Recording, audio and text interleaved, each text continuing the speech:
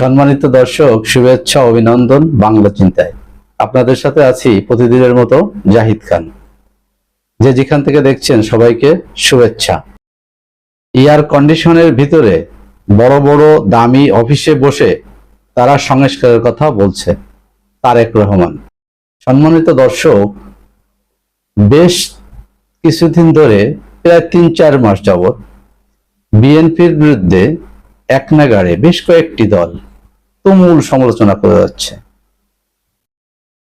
সমালোচনার পর্যায়ে এমন পর্যায়ে চলে গেছে, কেউ কেউ বলা শুরু করছে বিএনপি যদি ক্ষমতায় আসে সংস্কার যে করবে তার নিশ্চয়তা কি।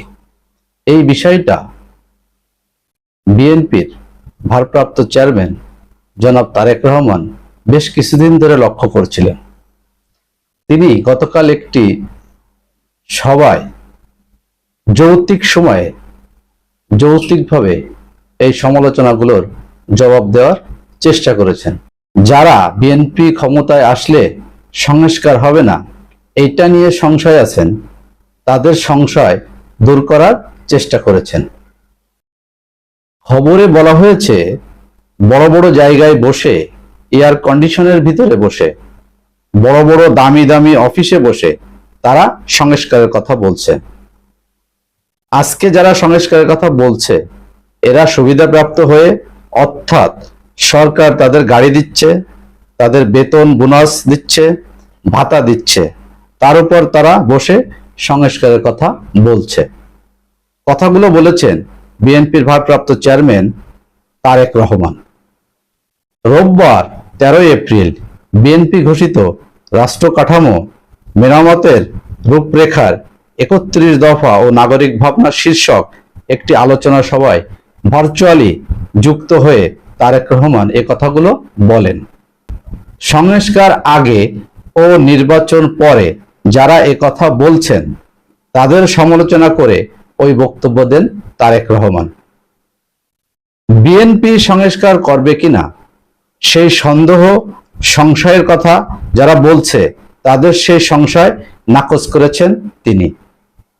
নিজের এই বক্তব্যের পক্ষে যুক্তি হিসেবে বিএনপির ভারপ্রাপ্ত চেয়ারম্যান বলেন, বিএনপি এসব সুবিধার ভিতর থেকে সংস্কারের কথা বলেনি। বিএনপি যখন সংস্কারের কথা বলেছে তখন বিএনপি রাজপথে স্বৈরাচারের সাথে যুদ্ধ করছে, একদিকে আন্দোলন করেছে আর আরেকদিকে বিএনপি দেশ গঠনের চিন্তা করছে। এখন যারা আগে সংস্কারের কথা বলছে তাদের মধ্যে কতজন স্বৈরাচার শেখ হাসিনার চোখে চোখ রেখে কথা বলেছেন, সেই সময় রাষ্ট্র সংস্কারের কথা বলেছেন, সেসব প্রশ্ন তুলেছেন তারেক রহমান। বিএনপি চেয়ারপারসন খালেদা জিয়া, দলের মহাসচিব মির্জা ফখরুল ইসলাম আলমগীর এবং দেশ জুড়ে হাজার হাজার নেতাকর্মী যখন কারাবন্দী, লাখ লাখ নেতাকর্মীর বিরুদ্ধে মামলা এবং তারা যখন হয়রানির শিকার হচ্ছে, সেই সময়ে বিএনপি রাষ্ট্র সংস্কারে 31 দফা দিয়েছে বলে উল্লেখ করেন তারেক রহমান। তাই বিএনপি ক্ষমতায় এলেই জনগণের ভাগ্য পরিবর্তনে দেশের সংস্কার করা হবে বলে উল্লেখ করেছেন দলটির ভারপ্রাপ্ত চেয়ারম্যান। তিনি বলেছেন, হতে পারে আমাদের ভুল ত্রুটি আছে, হতে পারে আমাদের সীমাবদ্ধতা আছে, হতে পারে আমাদের মধ্যে কেউ কেউ কোনো অনৈতিক কাজের সাথে জড়িত, কিন্তু আমাদের সবচেয়ে বড় ক্রেডিট হচ্ছে কেউ যদি অন্যায় করে থাকে তাহলে আমরা কোনো ডিনায়ালের, অস্বীকারের মধ্যে নাই।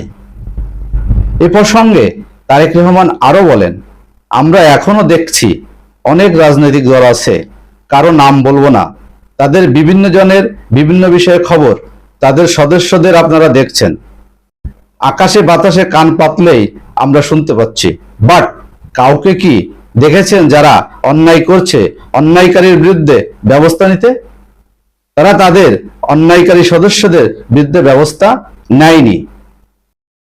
সেখানে বিএনপি অন্যায়কারীর বিরুদ্ধে যারা দলের ভিতরে থেকে অন্যায় করছে, যেটা সামনে আসছে, তাদের বিরুদ্ধে ব্যবস্থা নিতে চেষ্টা করা হচ্ছে বলে উল্লেখ করেন তারেক রহমান। তিনি বলেন, আমরা ডিনায়ালে নেই, কারণ আমরা বলছি অন্যায়কারী কোনো দলের সদস্য হতে পারে না।